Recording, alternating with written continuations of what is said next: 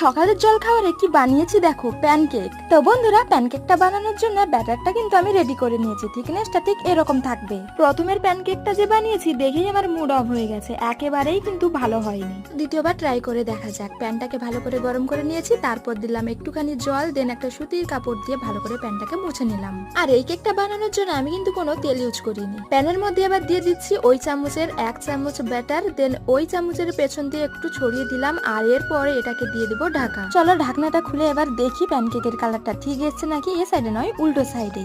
ব্যাস, আর কোনো দরকার নেই, পুরো পারফেক্ট কালার এসছে। সত্যি কথা বলতে কি, আজকে ফার্স্ট টাইম আমি প্যানকেক বানালাম, আর প্যানকেকটা যে এতটা ভালো হবে আমি সত্যি আশা করিনি। এই প্যানকেকের ভিডিও অনেক দেখেছি, ভয়ে বানাতাম না, আজকে সাহস করে বানিয়েছি। দেখো পারফেক্ট হয়েছে কিন্তু কেক। আর সবার লাস্টে একটু বেশি বাটার ছিল, তাই একটাই করে দিয়েছি। কতটা বড় হয়েছে দেখো। এবার তোমাদের ভেতরে দেখাচ্ছি, দেখো কতটা স্পঞ্জি হয়েছে, খেতেও কিন্তু অনেক টেস্ট হয়েছে। তোমাদের রেসিপিটা কেমন লাগলো কমেন্ট করে জানিও।